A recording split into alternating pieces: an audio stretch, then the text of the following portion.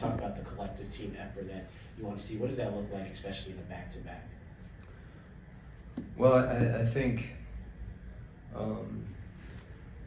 Washington, they get to the paint a number of ways, primarily in transition. They're one of the top teams in the league, as you said, along with Indiana, of getting out in the break and attacking the rim. And that's sometimes we think of points in the paint. We think of bigger guys and offensive rebounds. End up being points in the paint. A lot of times, second chance points. But transition, they shoot threes in transition, but they attack the rim, and we saw that at the end of the last game. Situation's a little different at the end of the game, but not entirely. Where guys are, bigger guys, Adia, Kuzma, they're just driving and they're big, and you have to be back. If it's one guy, if two guys, and there's space and they see room, they're going to get there. And then you're going to be in a situation where you foul, and sometimes with their strength, you foul and it's an and one. So there just has to be a real sense of urgency in that situation in particular. Quin, the last game that you played Washington up there were a lot of good things that you did, especially defensively. Are there some things that you feel like you need to carry over because they are a bigger team, because they shoot threes and get out transition? Yeah, I mean, absolutely. And I think it was, a good defensive game for us, and but that's over, and I think that's been a key thing for us. And you can boil it down even to a singular game. If we string together a few good possessions defensively, that's great. I'd rather have that than not. But those windows have to be, the windows need to be a possession where you don't play good defense for whatever reason, as opposed to having the stretches where we're going, we guarded them, but we didn't guard, longer periods during the game. So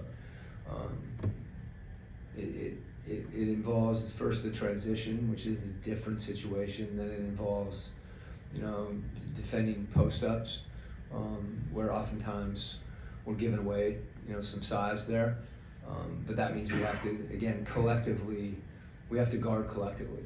And that's more difficult than just playing one-on-one. And frankly, to that, we need to be better just staying in front of the ball. When there's times that people have straight line drives, there is no help. It's very difficult. You can step in and take a charge, but other than that, that's not always easy. NBA players can avoid those things, especially if they're deep in the paint. So we need, I think every time we've played well defensively, it's something we really try to point to and think about what we did and why, and to replicate it. And we do the same thing when we don't guard. Last night they were all over the rim, the points in the paint. It was, we're not gonna. Not only you're not gonna win, you're not gonna sniff it if they're living in the lane like that. So that's where our focus has to be. You beat Washington all three this year and the last three last year, 6 in a row. Is there a common theme for your team through those games? Well, like I said, I think maybe you asked me last. I can't recall who asked me, what it is that I think we played well, and irrespective of the consecutive wins. I wasn't, I was here. I think they beat us, right, last year. No, we pulled it out. I remember Bradley Beal posting us and getting to the spot. Last year, admittedly, is more foggy for me than this year. But I think we've played well, but I also think there's things from those games. We've played better defense, I guess would be the common theme. I don't know that has as much to do with a matchup as it just has to do with our team being focused in those situations. So that's what we have to do tonight, and certainly we can't have a mindset where we feel like we've got an advantage in some way based on a previous result, that's the surest way to get beat. Quin, this is fourth time you're playing the Wizards. Wanted to get your impression of their rookie Bilal Coulibaly. I think we played him early, right? And he's improved every time we've played him. He's more comfortable shooting the ball, no hesitation. He can take multiple matchups defensively. He's guarded the ball some. He's guarded Trey. He's guarded, everybody maybe but Clint. So you can see that progression, and obviously they saw that when they drafted him. Quin, you mentioned the transition offense for them, and it's not necessarily just off of misses a lot of time. Even in that last contest, off of makes, they're out running. What gives them that ability? I think, for one, there's a natural tendency for teams when they score to have some sort of congratulatory moment. And it's okay to feel good about scoring. We all like to see that, but it's gone as soon as they're laying the ball up at the other end. And they do a great job of throwing ahead. We all know you can cover more ground with the pass and with the dribble. And they have guys that they can throw ahead to.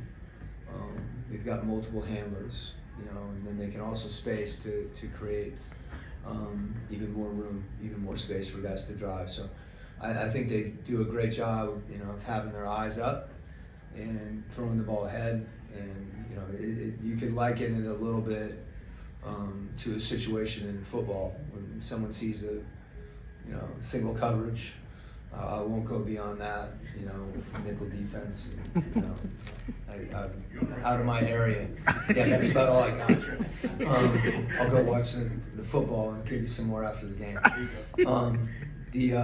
But I think that also they create situations where they're playing one-on-one in space, and they're really good at doing that.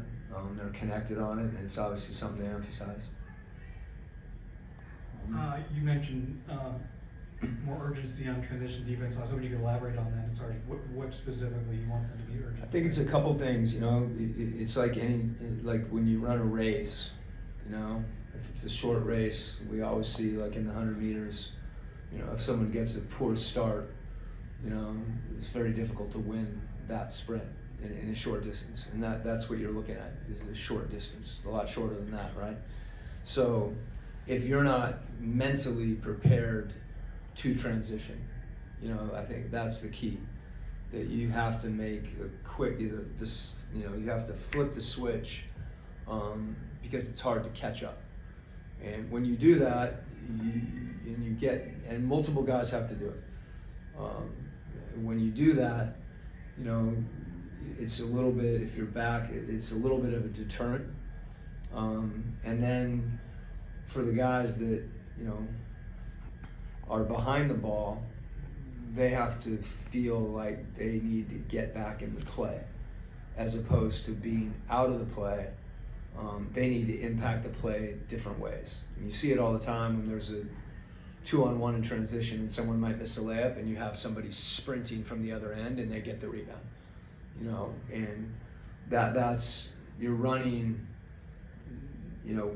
with no reward, really. You could sprint back and they make the layup and suddenly you've sprinted the court, and it feels like it hasn't done anything, but it has. So you have to be committed to getting back no matter what the situation looks like, because you don't know what the next, what's going to come after that. You may stop an initial push and then they throw the ball across court to the corner and someone's got a corner three, and that's the next guy's responsibility. So it really does become a collective effort. Thanks, Coach. Good.